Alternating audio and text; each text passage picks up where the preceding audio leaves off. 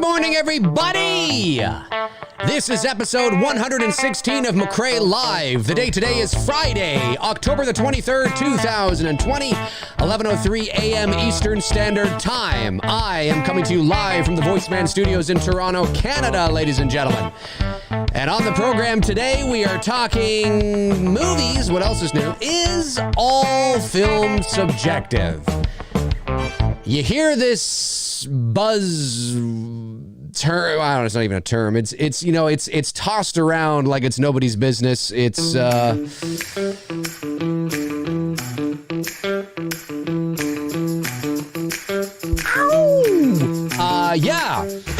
Is all film subjective? I don't know, is it? Yes, it is. Yes, it is. Is it really? Is it really subjective? Yes. Yeah. Really? Is it really, though? Is it really? Of course it is. However, it's not black and white, ladies and gentlemen. It depends on what we're talking about. On the show today, I want to talk about this because I've heard this tossed around a lot, and a lot of people say this, a lot of people believe this, but I don't think it's as black and white as people make it out to be. Now, listen, I can't tell you what you like and what you don't like, right? This isn't a hard science. This isn't an exact science, but it's an interesting topic to discuss because people tend to try to paint it very black and white, and I don't think it is black and white. I mean, yes, from a certain point of view, all film is subjective per se, but when we're talking about quality, I think quality can be measured objectively. I really believe that, and we'll talk about why I feel that way on today's show. So I can't tell you what you like and what you don't like. If you think Halloween Resurrection is the greatest movie of all time, that's real to you. That's very real to you. And who am I to say that it isn't for you, right? I can't tell you what you like and what you don't like. You like what you like, you don't like what you don't like. It's like you love who you love. Right? You love who you love. Who am I to say you can't love that person? By the way, today's show is going to be a shorter show because I have a animation voiceover session this afternoon downtown, and so we'll probably only go till about 10 after 12 today. But I wanted to get, guys, it's really busy, but I wanted to get on and do a show. So yes, from that perspective, I can't tell you what you like and what you don't like, right? We can agree to that. I think we can agree to that yes, 100%. I keep hitting my hat on the thing. I can't tell you what you like and what you don't like. That's fair. That's fair. But there's this little thing called general consensus. And usually, when we're talking about the quality of a movie and what is perceived as a good movie and what is perceived as a bad movie, there is a general consensus where most people are in agreement that when you have all this going on, or when you don't have this going on, or when your story or movie lacks this, generally speaking, we all agree that that's not a very good way to do a movie. That movie will likely not be very good. If you are doing this in your story, if you are not doing this in your story, if you are not paying attention to this and paying more attention to this, generally speaking, the probability then becomes that it's not going to be, most people will not enjoy your movie. Will somebody enjoy your movie? Oh, well, yes, of course. But most people, generally speaking, won't enjoy it. So therefore, most people agree that this is a bad movie. This is not a very good movie.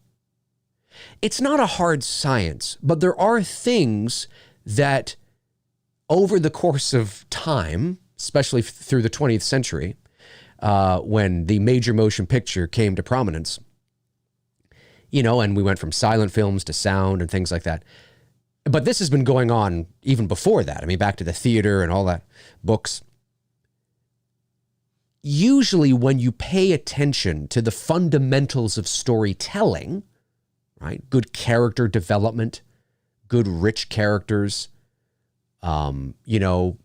strong arcs in those characters, characters that can, again, it depends on the story you're telling, but are relatable, we can live vicariously through.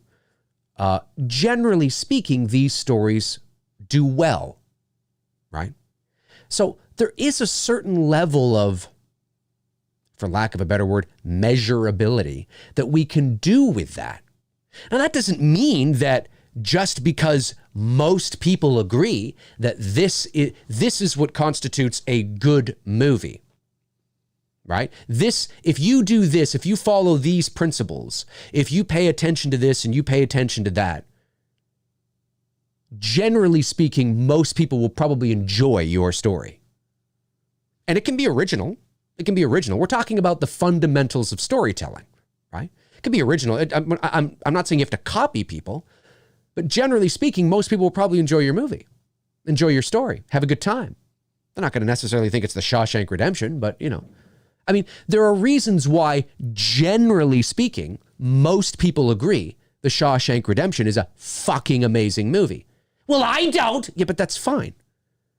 But see, all film is subjective. Is it really, though? Is it? You know what I mean? I mean, it is, yes, because it's not a hard science, right? But there is a general agreement amongst most movie-going fans what a good movie is and what a bad movie is, right? That doesn't mean that people don't like bad movies. Sure. But again, we're talking about generally speaking. And I think there is an area, like, yes, all film is subjective, but I think it's too loosely tossed around. And what I don't like about the way it's it's not that it's not true. It is true, right? But it's often used as a crutch. And that's what I find a little frustrating about the way that it's tossed around. And what I mean by that is that generally, right? Nuance people will default to that saying when they don't really, and again, this is not everybody, but generally I've noticed that people will default to that saying when they don't really have an argument to make, or they don't know how to intellectualize their argument, or talk about the thing. They just go, yeah, well, all film's subjective. Well, I just like it. I just think it's dumb. No, but why do you think it's dumb? I just do. Listen, I just do. All film is subjective. It's like, no, come on, man. You can't just fall. You can't use that as the crutch, right? It's not the answer. It's not the answer. You know what I mean? Although it is true from a certain point of view. But I do think we can measure the quality of a movie. And I think that generally speaking, most people agree on, what makes a very good movie. And when you have those principles and when you have those things in your movie, most people will enjoy it. I'm not saying most people will think it's The Shawshank Redemption or think it's, The Godfather or, whatever epic film that you think is amazing. I'm not saying that. I'm just saying that if you have these principles in your movie and you pay close attention to these things, most people will probably walk away going, yeah, it was good. I enjoyed that. You know what I mean? And if you don't have those things or you don't pay attention to those things, most people will be like, I don't know, just, whatever. It was meh. I do believe we can measure that because there is, I was going to say a plethora. There's a plethora. There's a long list of examples of that. So yeah, it is. It is in the sense that if you like something, and it's real to you, you really do like it. That's real. Of course, you like it. You think it's great. But it doesn't mean that it is, like, there's a reason why we often,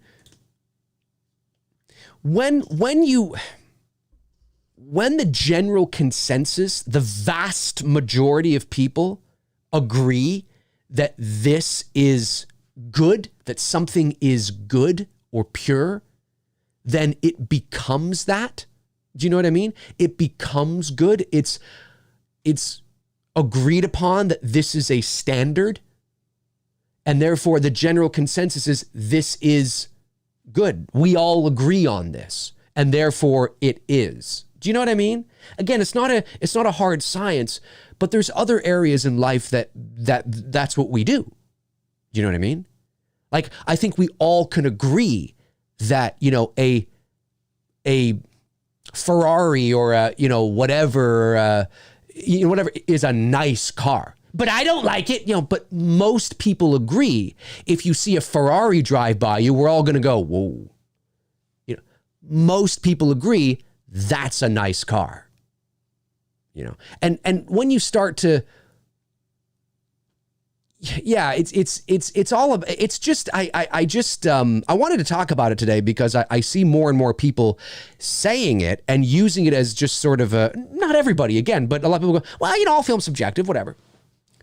You don't have to, well, yes, to a degree, but that doesn't mean that we can just willy-nilly shit and not pay attention to the stuff that we have known that has been proven to show statistically, right? What does well, what resonates with an audience, what the vast majority of the audience agrees is good storytelling. That doesn't mean that we shouldn't care about that, because that is important. There are reasons why you like the original Halloween the best. There's reasons why you like, you know, The Empire Strikes Back the best. There's reasons why it's not, there are reasons. There are reasons. And you implement that same type of thing in storytelling and in movies. Most people will generally say, I enjoyed that movie. You know, what you can't take away is an individual's subjective experience with something. That's true. But to say that all film is subjective and then just kind of leave it at that, it's like, yes, but I think it's not that black and white. It's not that black and white, because I think you can measure quality, because we've all agreed over 100 years of movies what makes a good story. The general public has all agreed that this is what works, this is what we like, this is what we don't like. So, you know, there's a degree there where it's like, but yeah, if you know what I mean. That's how I feel about it. I'd love to know what you guys think about it. If you're watching after the fact, comment below and let me know in the comments section what you guys think. But, you know, I just wish people would not, it's important that we're able to, you know, I mean, I often on this channel, I will, you know, make fun of Halloween 5 and make fun of Halloween Resurrection and all that kind of stuff. But I am always, you know, and sometimes depending on my mood or the show, I can go into my theatrics and just, you know, it's a fucking shit show and dog shit and blah, blah, blah, because it's fun, right? It's fun. But if I did a serious show, you know, on what I didn't like and what they did wrong, you know, I could do it. You know, I could intellectualize and quantify exactly why those movies didn't work in relation to everything else, you know, and why it wasn't the best creative choices to go with, you know, and what would have worked better, generally speaking, for an audience. What would have made a better story? What would have put yourself in a higher probability of pleasing more fans if you had paid attention to this and done this instead of that? You know what I mean? And we can sort of measure that.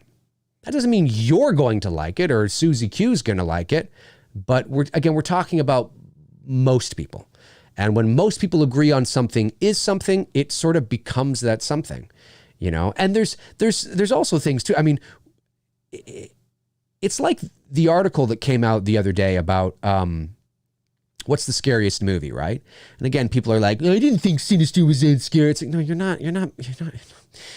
You're missing the point.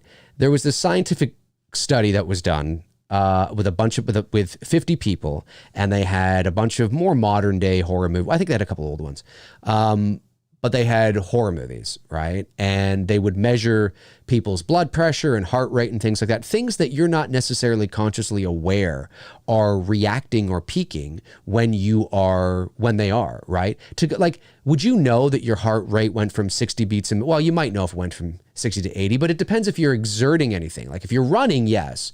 But if I'm my resting heart rate is about 60 beats a minute. If I get up and walk around the corner and up the stairs and around, my heart rate's going to go up. But do I notice it going up? No, I don't notice it going up. It's not like, oh, wow, I can really feel my heart rate going up unless I'm sprinting around my house or something like that, right? But if I'm just walking around, sitting right now, even talking, what I'm doing right now, my heart rate is higher than it would be if I was just watching television, right? So we don't notice those things necessarily, especially if they're marginal. Blood pressure, the same thing. Anyway, they measured people's blood pressure, beats per minute, all that kind of stuff, and how they would react to stimulus, right? Certain frightening stimulus that they would see or hear or feel.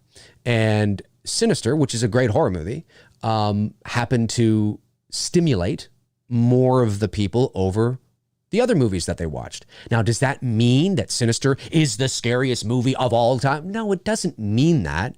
Obviously, it's a select number of movies. If it's only 50 people, but it's interesting. It's interesting to show that out of these 50 people, this was the movie where where every one of them had the most physiological reaction to it. They may not even be aware of it consciously, but it's definitely happening.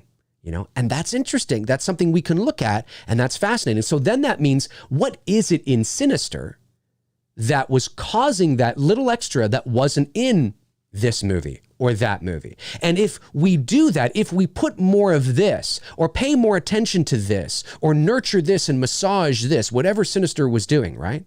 Now, again, it doesn't necessarily mean that, but it's interesting. It's a good sort of ballpark. Kind of like, well, if we do more of this, what is it? What do we think it is there? If we do more of that, does that mean we might, and then interesting, right? And if we do less of that, I like that kind of stuff, and it's fascinating. I know they've promoted it as Sinister is the scariest movie of all time. I know, because it's great clickbait. It's a great headline. But, I'm hoping that people are smart enough to, no, it's not. Like, oh, God, it's just a fucking, no. Anyway, I hope people could understand when they read the article.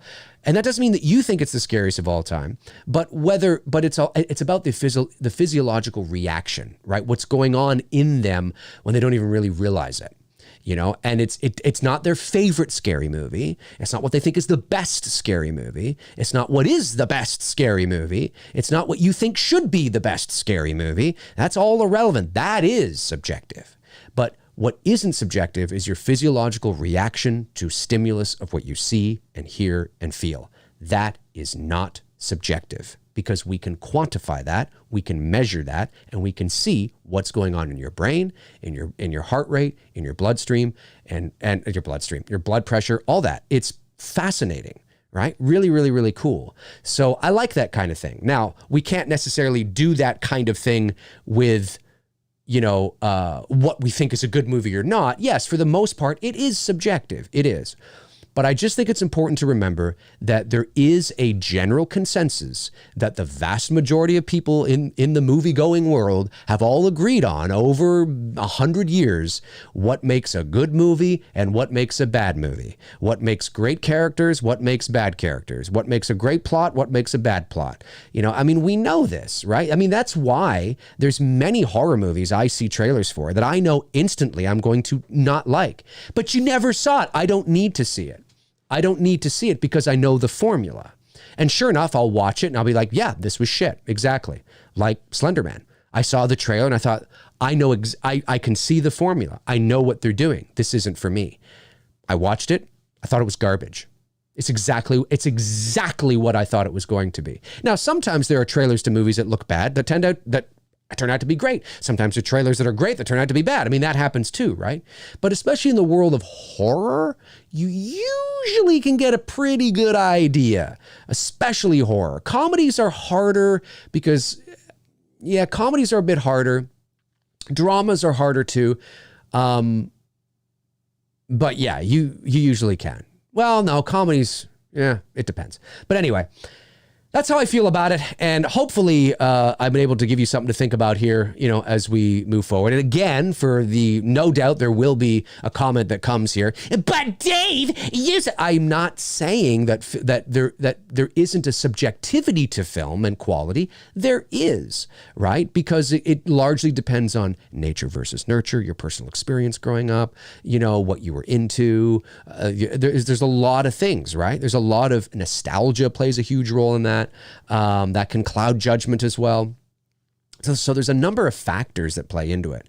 But I just want people to, yes, film is subjective, but let's not use it as a crutch that allows us the freedom to not have to explain why we like or don't like something.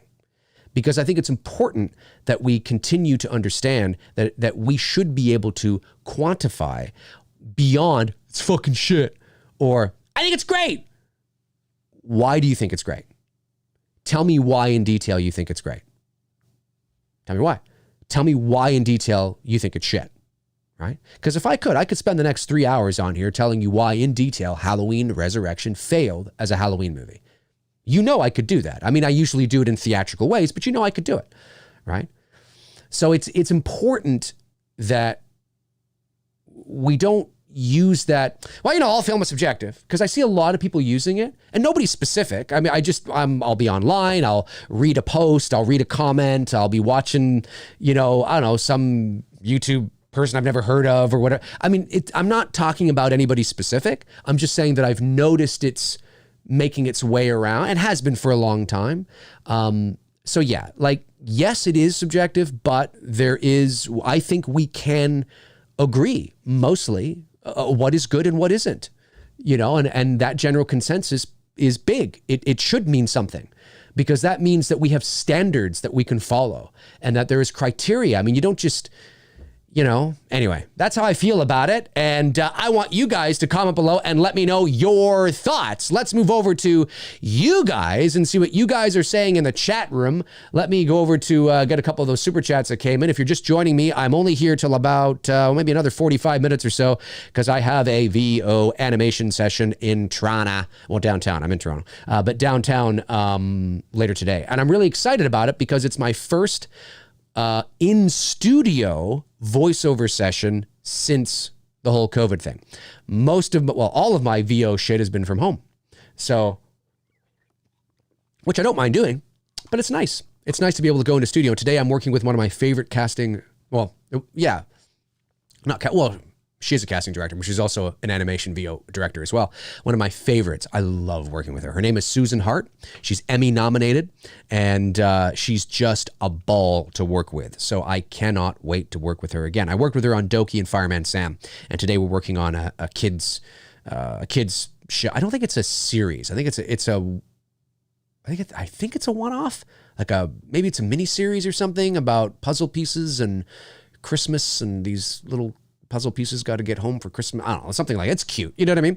I'm playing Santa Claus, Grandpa, hey, and the dad, and probably a bunch of other little side characters.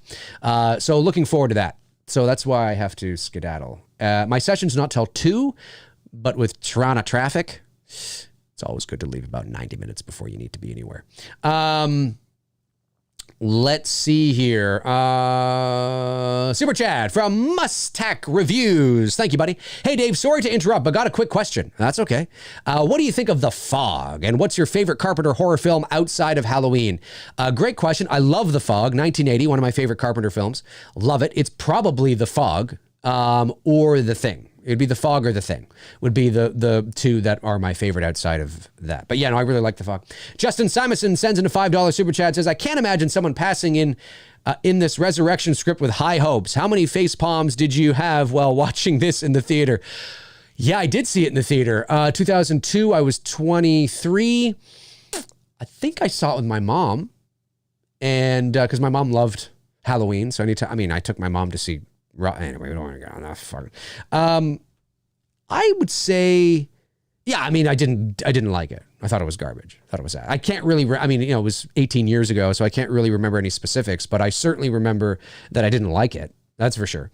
Anna M. Pop sends in a €27.99 super chat. Thank you so much, Anna. Really appreciate you supporting the channel like that. The other day, I showed my friend who hasn't seen any Halloween movie, the H18 Halloween film. And after that, I showed her H78. She said H18 was good, but H78 really creeped her out because of all the suspense that it kept her on the edge. Fascinating, isn't it?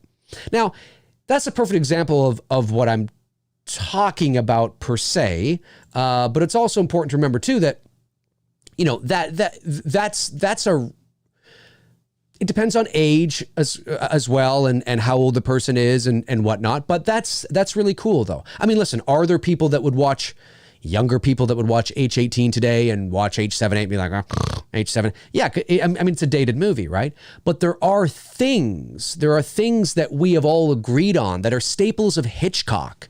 You know, I mean, he was one of the pioneers of modern day, he was one of the pioneers of horror. He was known as the master of suspense and the nuance and the eeriness and the mood and theater of the mind. And of course, that was during a time where that just was horror. I mean, Wolfman, Frankenstein, obviously that was sort of horror, and but Hitchcock was that.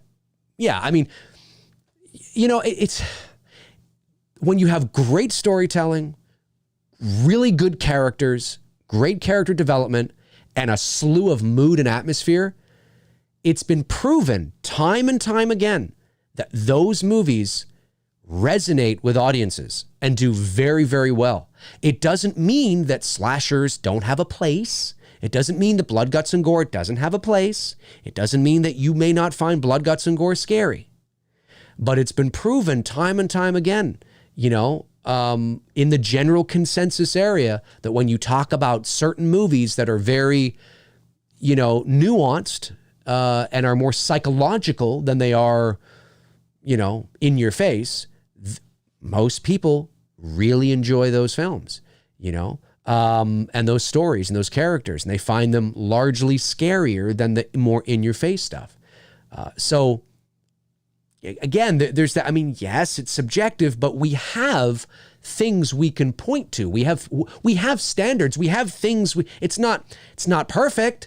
It's not an exact hard science, but there are things we can do and remember to do and pay attention to do and focus on and nurture and massage that will give us a higher probability of people enjoying our film and story. You know what I mean? That's really cool, Anna. That's really, really cool. Rican Man 85, thank you, buddy, says filmmaking techniques and standards aren't subjective, but content is always subjective. Well, content is subjective, yes, to a degree. But like I said, there is a general consensus, right, that usually, and again, it's about the general consensus. Usually when you, I mean, yes, I see what you're saying in terms of techniques, but well, content, yes, I guess content is subjective. Yes, that's true. But you can have content, the content that you are implementing with certain filmmaking techniques can often make or break, you know, the movie or the story in and of itself. Do you understand what I'm saying? So you could take the same content, but implement different filmmaking techniques in regards to that content and come out with two very different results. So the content, you know, it's not one or the other. It's really both at the end of the day. They both can coexist together. You can tell, you know, yeah, you can take the content and execute it in two different ways using specific filmmaking techniques and come up with two very different results. You know, one you could really like, the other you could not, but the content is still the same. The subject matter is still the same. The execution could be largely the same, but different as well. So yeah, I agree in principle with what you're saying, but it's important that we don't toss that around so casually and nonchalantly. All film is subjective. It's like, well, I mean, yes, it is, but there are, like I've been saying this whole show, there are reasons why we like the vast majority of people like certain movies over others, right? There are reasons for that. It's not just someone's subjective opinion. There are ways that if you are well read, if you know your psychology and your sociology, and, you know, there are ways you can affect an audience, you know, subliminally and subconsciously, you know, to feel a certain way and to think certain things. This is true. And this is not just in, you know, horror movies. I mean, you can do this in most storytelling. You know, Kubrick was a master of that, you know, and you can manipulate an audience. I mean, it's largely just one big marketing machine, right? To feel a certain way and to think certain things. And so it's subjective, yes, but it's not as black and white as people make it out to be. But in principle, you're right with what you're saying. David Lee Barron says, has Veda been Michael Myersing you lately? Thank you very much for the super chat, David. Please explain to the beautiful people why cats Michael Myers people. Oh, well, yeah, well, I have a cat, Veda, as you know, Veda, V-A-D-A. She'll be 7 this year. I can't believe she's going to be 7 in December. She's a winter solstice cat. So she's adorable. I love her to pieces. She's a black cat. And my girlfriend named her Veda instead of Vader because she's a girl. So we thought, well, we don't want to call her Darth Vader. We'll call her Veda, which is kind of cool, right? So she's like Empress Veda.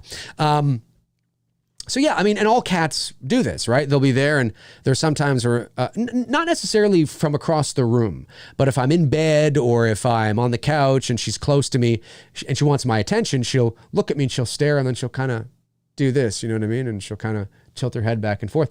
And obviously I'm not a cat expert, but what I've been reading online is that cats do that to kind of figure you out, excuse me. They're trying to, like, why is that? Why are they...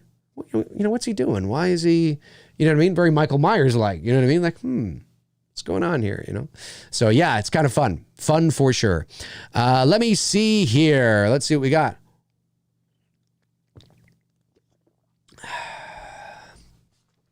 Robert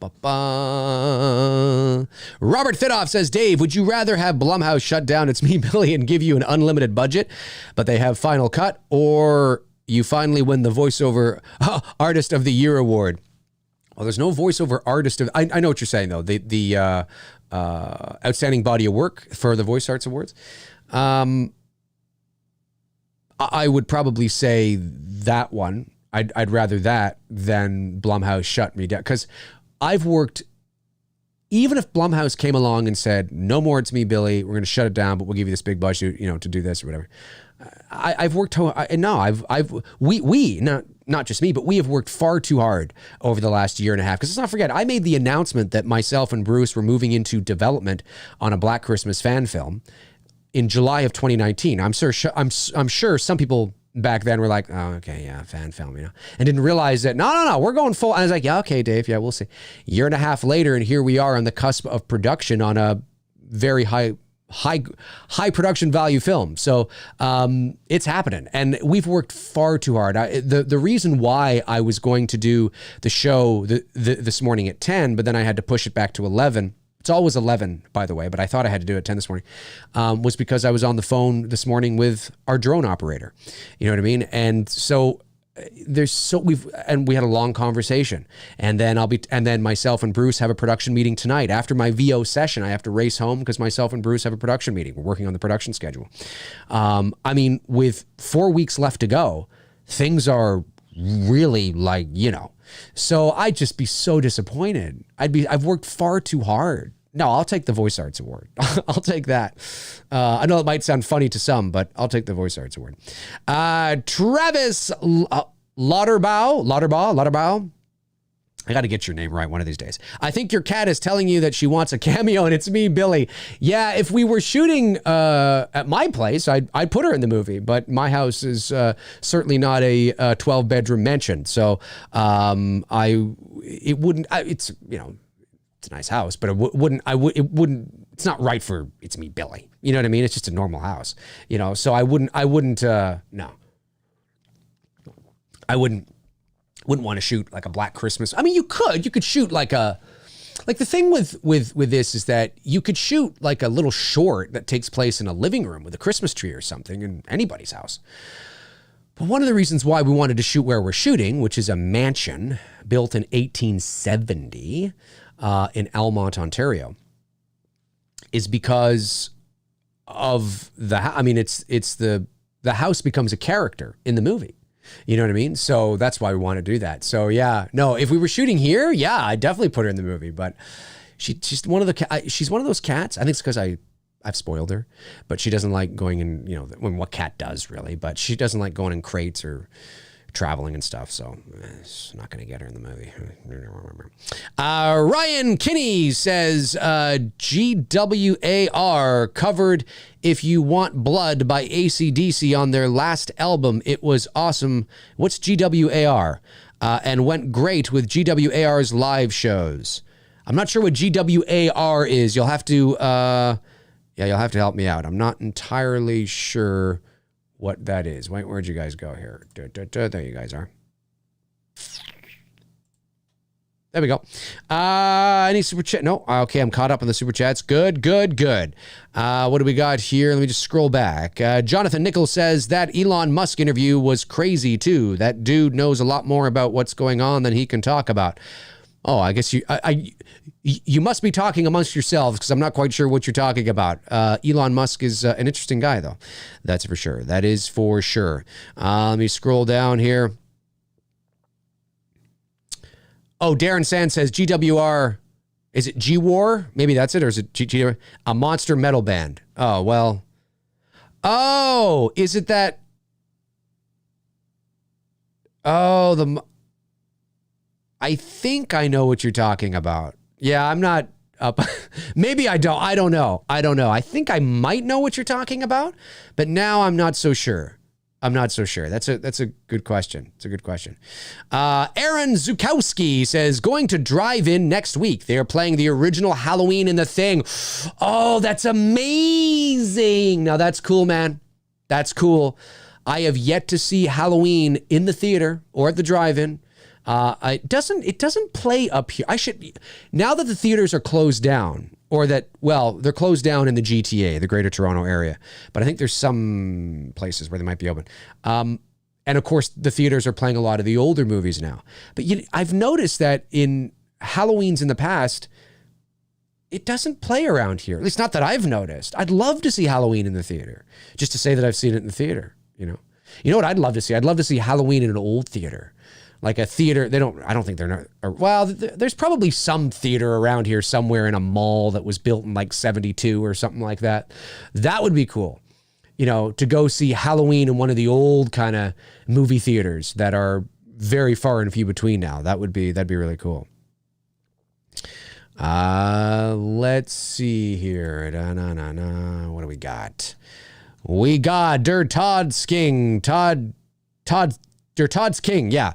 Oh, hey, Jasco, where are you located in Australia? Okay, you guys are talking great. Love it. Darren Sand says, GWR are nuts. Anyone who has an album called Alice in Wonderland needs locking up. Okay, then I don't know who they are. I have absolutely no idea who they are. I thought for a minute, but I have no idea who they are. I don't follow... I'm not a big music person. I mean, I like music. Who doesn't like music? But when I say I'm not a big music person, AC/DC I follow, but that's just largely nostalgia. I mean, I like them. They're my favorite band, but it's because I like them since I was a kid because of my older brothers, right? They were really into it. I mean, I don't think I would have got into AC/DC, in the 80s when I was a young boy if it wasn't for my older siblings. So that's why I really like AC/DC. I like them a lot. They're my favorite band, but it's kind of cheesy to say that because they're like the only band that I really follow. I don't follow. They're my favorite band. Yeah, they're like the only band. That doesn't mean that I don't like songs or music from other bands. Yeah, I don't care if it's U2 or Aerosmith or, Led Zeppelin or Guns N' Roses or whatever, but I don't follow them. I mean, Led Zeppelin's not really doing anything anymore, obviously, but in terms of the other bands, like I don't really follow, but I know their songs if they were to come on, I like their music. But AC/DC's one, and when I say follow, I usually have my ear to the ground with what's going on with them. And I like pop, I like, some hip hop's okay. the odd country songs all right, like if it's got kind of a rocky pop sound to it, dance music, you know, techno, whatever. Like I'll like anything that I can feel. It's like, all right, this is good. I like this. You know what I mean? But I'm not a music. Yeah. Like I couldn't tell. Yeah. Yeah. So I always, whenever I say AC/DC is my favorite band, I always think I feel silly saying that because it's like, yeah, that's like the only band.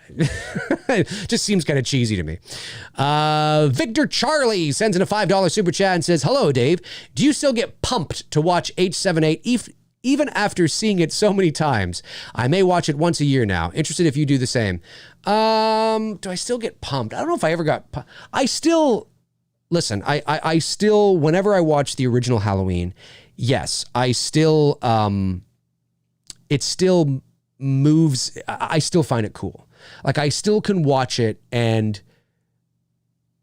lose myself in although it's a dated movie and the acting's a bit dated and the effects are dated and the editing's a bit dated. You know, it's nice. You know, it's a low budget, $320,000 1978 movie, right? But the Hitchcockian techniques that were used in that film are timeless. There's a lot of things it's like a lot of the old Hitchcock films, whether it's Psycho or Rear Window or Dial M for Murder or Vertigo or South by Southwest or, you know, whatever. I mean, they're timeless because of the techniques that are used that affect you on a psychological level. And so that, in that sense, I get pumped, I guess. I really enjoy watching that aspect of Halloween. Do I watch it once a year? Probably at some point. Not necessarily at Halloween time. But I would say at least once a year at some point, I'm watching the 1978 movie. And it probably usually is around Halloween time. And it's not me actually putting the Blu-ray in or the 4K in. It's because it's on AMC. You know, I mean, there it is. I can see it like 6 times in one day, you know, and there are times where I'll be doing some work and I'll just have it on in the background, because if I open that door there, I have my home little theater is out there. So there are times where I'll just pop it on, leave my door open and be doing my work in here and I can hear it out there. You know what I mean? Or the marathon that's playing, you know? So I would say, yeah, at least once a year I'm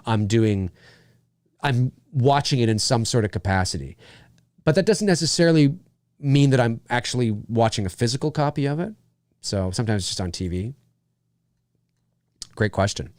You know what other band I really like, actually, is Queen. I really like Queen. Queen is probably, I would probably say Queen is probably my second favorite band. I really love Queen. I will say that. That's a band that if they were, and they are still around, but of course not with Freddie Mercury. They're with Adam Lambert, I think, is doing their singing now. I don't think they're putting out any new stuff though. I think they're just touring with Adam. But yeah, I would say that like old Queen, Freddie Mercury Queen, 70s, 80s Queen. Yeah. Love Queen a lot. Really love Queen a lot. So if they were, yeah. So that's a band. Let me see here. H2 Finest says, Dave, did you find it weird that one of Stanley Kubrick's favorite movies was White Men Can't Jump? It kind of ties into what you're talking about with subjectivity. I've never heard that. Before. So I would have to look that up and find out whether... I'd have to look that up on my own and find out in what context it was said, whether he was being satirical, what is it specifically about the movie, if that is true. If I've never heard that, but if it is true, hypothetically, if it is, and you know, I'm not saying that you're wrong, I'm just saying I've never heard that. If it is true, then I would want to know what specifically about it he likes. You know what I mean? Because although it might seem weird, there might be story element or the way the story was told or certain things in there that Kubrick really appreciated, ironically, because you wouldn't think so because of White Man Can't Jump, really? You know what I mean? But maybe there's something, I don't know. I have no idea. So we'll see, but I have no idea. Darren was also a big fan of Turner and Hooch. Hey, I like Turner and Hooch. I actually like Turner and Hooch. No, I don't think it's a great movie, but I think it's, you know, it's cute. It's cute. That's something too that I notice that, again, in the world of fandom, there's, because things are so black and white and there's never really any nuance, people get so, like, I always try to do my best on this channel and in life, and it's not easy to do, because in some ways it kind of strips the magic away, because we like what we like and we want to bask in the likeness of it. But I always do my best to, even in the things that I love, always look at things objectively. Like, very rarely, at least, I mean, there are people that do it, but like, I can critique and talk about the shit that's in a movie that I like. And there's a lot of people that can't do that. Because they feel somehow like it's like politics, you know? And I don't want to get into politics here. I'm just saying that that's a good example. Like, there are people that can't talk negative. You just literally can't. Like, they can't talk negatively or critique their own party or the people they vote. Nope, can't do it. Support no matter what. You know what I mean? And look, this has nothing to do with Trump. This goes back millennia. I mean, it's always been like this. And I'm somebody that, like, shit is shit. Shit is shit. So it's like, I should be able to say, yeah, it was great until this. Or, yeah, no, I really enjoyed it, but I just wish they would have, you know, I don't think there's anything wrong with that. You know, there are a lot of people that just blindly like things no matter what and blindly hate things no matter what. That's why I always do my best too to try and look at, you know, you'll often hear me say, well, I like that scene. I like that moment. I like that shot in Halloween 5 or Halloween Resurrection or whatever, because I want to acknowledge the good things that are done. There are good things within Halloween 5. Not many of them, but, like, you know, for me, it comes, oh, that's a good shot, or that's a good moment. You know what I mean? Or I like that piece of music there, or whatever, right? I always try to do that. You hear me say that a lot. But yeah, there's a lot of people that just can't, because they somehow feel like they are betraying, you know, their love of whatever it is if they have to critique it, you know, or they have to find something that, you know, generally speaking, objectively, most people would find problematic. You know what I mean? And that's fascinating. It's interesting. Even just me saying that, yes, film is subjective, but I think it's important to know that blah, blah, blah, blah, blah, everything I talked about in this video will still make people feel uncomfortable. It's still, people are going to read this like I'm telling them they can't like what they like. It's amazing. I've learned this, even after all the prefacing I've done in this show, after all the, as objective and fair and balanced as I think I've been on this show, there's still some fucking stooge that's going to listen to my video, watch the show today, and comment and go, listen here, are you saying that I don't? That's not what I'm saying at all. That's not what I'm saying. I'm not saying that. It'll still happen. It'll still happen because people are the world is so black and white now and so nuanced. Or sorry, no nuance, I mean. And it's just boom, boom, and there's no room for anything. And it's like, fuck, man. I hope you're not teaching your kids that. I really hope not, because your kids aren't going to make it. They're not going to make it. Like, the world is full of shades of gray and nuance. Well, they're trying to strip that away. They're trying to get rid of that. But, you know, I mean, I grew up in a world where it was full of nuance. Things weren't, you know, we weren't fighting like people fight on the internet right now. So fucking lame. I refuse to get into fights and tiffs with people on the internet. It's the fucking internet. For me, it's lame, it's chintzy, and it's very ghetto. I think it's very ghetto. You know what I mean?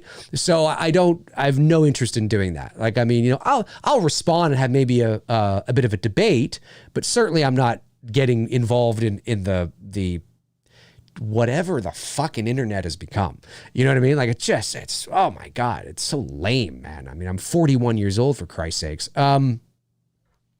So yeah, I don't know. It's funny the lack of yeah, it's crazy. I just, yeah, somebody will. I think I've been pretty fair and balanced in my show today. I think I have. And hopefully I've given you something to think about and go, oh yeah, that's true. I guess I can see kind of what he's saying. Yeah, I can see that. Because I'm not saying that there isn't subjectivity to film. There is. Clearly there is. However, I just don't think it's as black and white as people make it out to be. And I don't like it when people use that saying as like a crutch, like, oh, well, I'll film a subjective anyway. So why don't you like something? Listen, just film a subjective, okay? It's like, no, but you gotta, come on. You can't just rely on that. Like, yes, but come on, Anyway, yeah, it's crazy, man. Crazy fucking world we live in. Yeah, I'm still 54. But Dave! Oh my God, you should see the but Daves I get. And they don't always have to say but Dave. They just rip right into it. It's just like, anyway. Oh boy.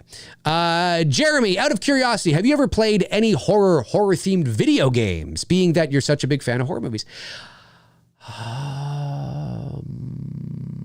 I'm not a big gamer. Now I own a PS4. No doubt I will get a PS5.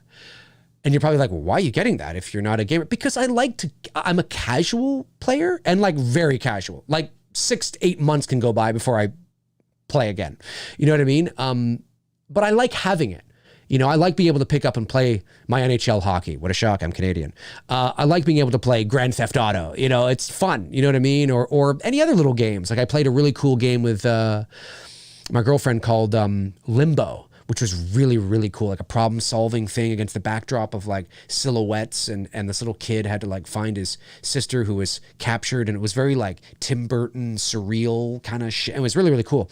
We finished the game. That was cool. Like I like having it and playing games, but I'm not, I'm not the gamer I was. Like I'm not that I ever was, but I mean, the last time I played games religiously would have been when I was a kid. When I was in the late 80s playing Nintendo, or the early 90s playing Sega. That's when I would play like almost every day, or have my friends over and play. But now it's just not real. So I guess, horror-themed video games. I mean, I guess if you want to go back to then, I played the original Friday the 13th, like Purple Friday the 13th, Purple Jason. I played the original Elm Street game, I played Ghosts and Goblins, but we're going back to Nintendo, you know what I mean? In terms of like games, although I will say though, I see a lot of the fucking trailers. I'm like, here's my problem with games. And it's because I'm not a gamer, right? And my hat goes off to all you guys. Games are and it's amazing. I'm so happy games are what they are now. They're like fucking cinematic experiences. They're movies. Games are movies, right? But the thing that's so hard for me is you can't just casually play a game anymore. Like you can't just pick up, fucking some intense PS4 or 5 monster horror zombie themed apocalyptic game and just casually play it. Oh, this is fun. I'll just play this. No, you can't do that. Like these are cinematic, epic fucking experiences with stories, which is amazing. But the time that you have to invest in playing this game and completing this game is huge. Now, maybe if you're a gamer, you can complete this thing. Maybe you have the time, and maybe you're so good you can complete this thing in a fucking, a day. I have no idea. But for somebody like me, it's serious commitment, man. I gotta sit down. I gotta play. These are fucking epic games. They're not little, 8-bit games with a level that takes you 3 minutes to get past and you can finish the game in 3 hours, or if that. Not at all. These are serious commitments. And I think I'm just, as the games get more intricate and detailed and epic, it hurts my brain because I'm like, I would love to play that. It looks amazing. Like the graphics. I watched the trailer to a game the other day that looked fucking amazing. And I was like, oh, I would love to play this. But I don't want to spend $100 on a game that I'm going to casually play. Maybe never finish. Like it's just so hard, you know what I mean? But yes, they look amazing. I want to play them. I wish I could get that kid in me where I could just, I wish I could just do nothing and sit on the couch all day for a week and, play the game. But anyway, yeah, that's kind of how I feel about it. That's how I feel about it. Let me see here. Jeff Harris says, hey, Dave, do you have a favorite Queen song? I would probably say my favorite Queen song is Another One Bites the Dust. But I really like... yeah, I would say that's probably my favorite. I mean, they have a lot of great tracks. But I would say that that's probably my favorite. Yeah, whenever that one comes on, ba-dum, bum, bum, ba-bum, bum, bum, ba-bum, bum. But I can't fucking, I'm in my car, man, or something. I'm fucking like, ow! It's fucking great shit. I love it. Let's go. I love that fucking song. So yeah, I would say that's probably my favorite. But I mean, the next one in line is not like way down here. It's like, it just happens that Another One Bites the Dust probably is at the top. And then like the others are like, you know what I mean? Yeah, I love Queen. I love all the, not all their songs, but most of their songs. I mean, they're an anthem-y band. You know, they have a lot of anthems, you know, and, but they're great. Fucking great. Tabitha Shord says, whoever is a big gamer, go follow my brother-in-law on YouTube. Search for The Salt Factory. Oh, that's cool.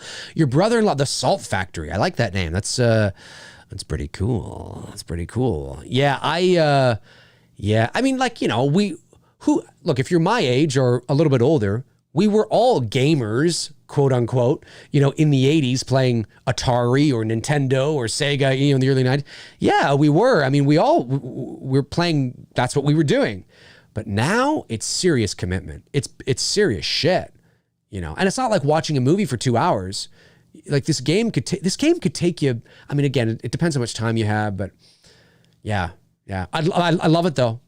Every time I watch a trailer for a game, I'm like, oh yeah. Of course, I have to admit that part of me is like, this should be a movie.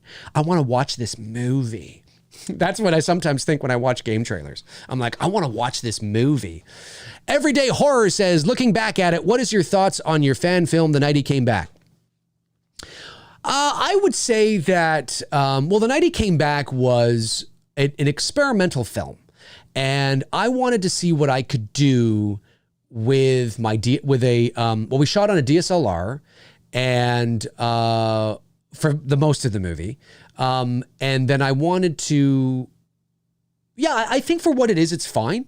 And it was experimental because we were shooting, like, I shot those scenes with the Myers house and the Strode house when I was in LA, when I was nominated for my first Voice Arts Award.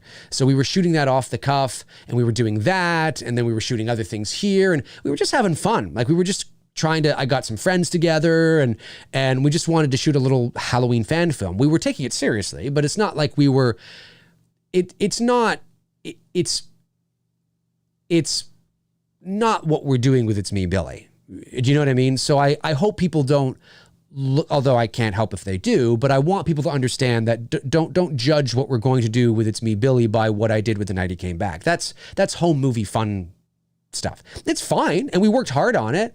And I left it, I would say that I left it too ambiguous because we were planning to do another one and we never did. So it kind of just feels unfinished in a lot of ways. And a lot of people have said, this is just like the original. Well, I was just trying to emulate the original and show what you could do with literally nothing, and a sense of the mood and the atmosphere. I mean, this is before I started doing this on YouTube, right? I mean, I had a channel, obviously it's the same channel, but I wasn't doing this yet. I was just having fun. And I think it's okay, you know, for what it is. There's a lot of things I would have done differently. You know, I probably would have scrapped a lot of the opening, and moved maybe more over to right into what was going on. And there's a lot of things, you know, but it was a fun thing to do and we had a good time doing it. And yeah, it was just fun. You know what I mean? It's Me, Billy, on the other hand. Now this is a real movie. So this is completely different. So, that you have to keep in mind too. Like the people we have involved, everybody that we have involved, the equipment, you'll see, like when you start to see the behind the scenes photos, you'll be like, oh, okay. Now I know where the money went. You know what I mean? Like then you'll start to see, oh, okay. You know, it'll become very apparent, not just with what you see behind the scenes, but when you see the final product as well. But yeah, I would say The Night He Came Back I'm still proud of it, you know, for what it was. But definitely it is, I I think it's shot very well. I think we did a good job on shooting it. Just should have tightened up some things in the story. I think the story needed to be a bit tighter, not so ambiguous. I should have just been a little less ambiguous and not thought, oh, I'm definitely going to do a follow-up. Story could have been tighter. A lot of people complain about the acting. I'm like, dude, it's my friends. They're not actors. Like, what do you... It's so funny when people... I'm like, yeah, it's because you're getting a bunch of people together. It is what it is. You know, It's Me, Billy is a different story. But yeah, I'd say that I still think it's all right, you know, for what it is. You know what I mean? But definitely, if I was to do another Halloween fan film, I would approach it like It's Me, Billy, because the bar's been set now, right? So I would do a real movie. You know what I mean? And that's, of course, that might put me in hot water with some folks at Blumhouse, especially Halloween. Black Christmas, you know, whatever, right? But Halloween might be a different story. So yeah, it was fun. It was fun. We had a good time. You know, it is what it is. I think it's got nearly 500,000 views or something crazy like that, which is insane. But yeah, I mean, there are other Halloween fan films that have come along since that, I mean, you know, blow that out of the water. You know what I mean? I mean, look at, you know, Jimmy's fan film. And there are others online too, you know, that are amazing. Amazing. Let me see here. See you later says, are we still on the subject of the title? No, we're not. Keep in mind that I usually discuss the subject of the title for about, it depends what it is and depends how in depth I want to go or what sort of things I want to reiterate. But I usually go for, I would say between 20 and 30 minutes, maybe sometimes 35. And then we go into the Q&A part. So you'll have to go back and watch the beginning of it. Let me see here. Diehard Drummer 84 says, Dave, do you like Breaking Benjamin and Avenged Sevenfold? Never heard of them. They're heavier, but both are really good. Never heard of either of those bands. Never heard of them. I know you're like, what? That's what I'm talking about. I have no idea. Nathan A says, do you like The Exorcist 3? I do like The Exorcist 3. I do like The Exorcist 3. See you later says, Dave, AC/DC is objectively bland. Incorrect. Objectively bland. Incorrect. Go watch my AC/DC video where I talk about that. You can definitely say that it's bland. Yeah, for you. But music's the same thing, right? AC/DC definitely sounds like AC/DC. That's for sure. That is definitely for sure. They definitely have a specific sound to them that they've never changed. Let's see. I'll go another 5 minutes, folks. Another 5 minutes, and then I have to skedaddle early today because of voiceover. Evil Alex says, did you see some anime classics like... No, never. I don't know if you're talking to me, but if you are, no, I don't watch anime. Michael Meyer says, do you think a Nightmare on Elm Street game could work? 100%. Oh, yes. Yes. You kidding me? The surreal images and the dream world and shit. Yes. If you can do the apocalyptic zombie shit they do, you can do a Nightmare on Elm Street. Oh, 100%. Imagine a Freddy Krueger, a Nightmare on Elm Street game today. Can you imagine that? Oh my God, you can play as, see, this is the thing. If they ever make, I know there's the Dead by Daylight or whatever, Friday 13th, but if you actually made like, I mean, a fully, I don't know, like if you made a Nightmare on Elm Street game, like a console game, it was fucking epic. Like it looked just as epic as those fucking zombie shit apocalyptic games you play. You have to be able to play as Nancy or as the protagonists and Freddy Krueger. You have to be able to choose to be Freddy Krueger and fucking tear people up in their dreams. I would love it. I think it would be amazing. Jonathan Nichols says, Dave, your thoughts on the new TCM poster? I haven't seen it. Let me bring it up. There's a TCM poster. It's 3 days ago. Oh, there it is. Look at new Leatherface. Okay, let's see him. Okay. I like it. Yeah, it's my kind of poster. I like it. In 1974, the world witnessed one of the most bizarre crimes. This is interesting. So it's a hang on. In 2021, The Face of Man. Oh, this is the direct sequel, right? This is the direct sequel. Okay, that's right. This is the direct sequel. That's right. And the movie where they had the issues with the directors, and they had to fire the directors or something like that. Yes, this movie. Right. I don't know why I was brain farting there. No, I like the poster. Looks good. I like it. It looks good. Dantastic says, A Nightmare and I'm Street VR.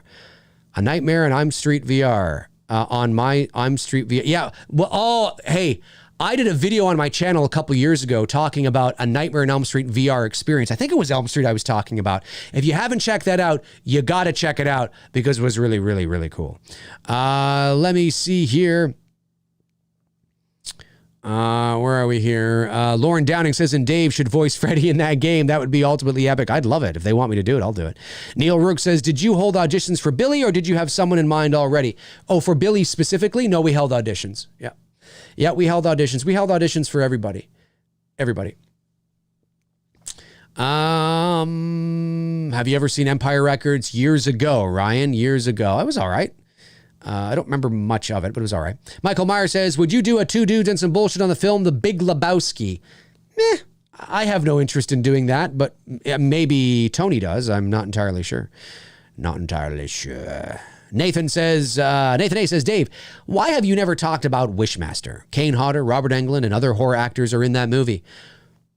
Maybe it's because, I don't know, I've seen it. I don't know.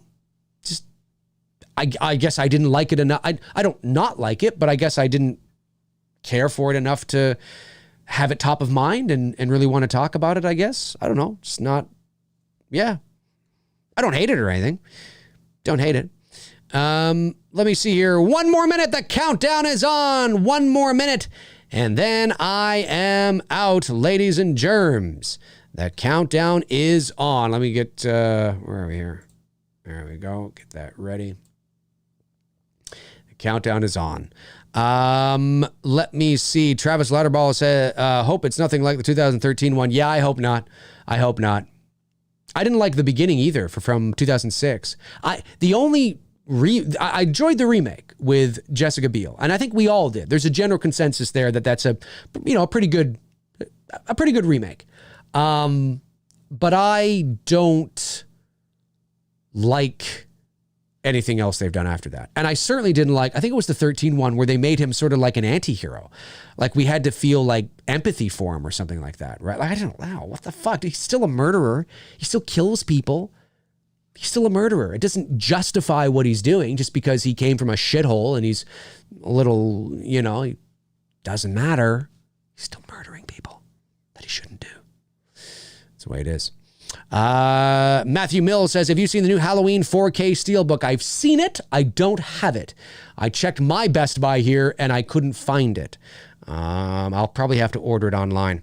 All right, folks, listen, that's going to do it for me for episode 116 of McRae Live. Thank you all for tuning in. I'm cutting it short today, in case you didn't know, because I have a voiceover session this afternoon and I need to attend to that. So that's why it's a little bit of a early exit today for me. I want to thank my moderators, of course, Frank Riker, Tabitha Short, and Darren Sands for doing what you do. Thank you to all the super chats that came in, the non-super chat questions, of course. 1 month today, folks. 1 month today. It's Me, Billy moves into production. It's happening. We are 4 weeks away. It's hard to believe. Have a great rest of your Friday. Have a great weekend, folks. There's always a chance I could be back with a standalone video over the weekend. You never know with me. But I'll confirm with Tony, Two Dudes should be returning this Monday night. We've been on a bit of a 2 or 3 week hiatus there because of everything going on, but we should be back on Monday night, but I will double check with him, and that of course would be Monday at 7:00 p.m. Eastern Standard Time. So that's gonna do it for me. Take care of yourselves, and I will talk to you guys soon. Cheers. Oh, there we go. Wait, there we go. Now I got the right one. Let's try that again. And take 2. Cheers.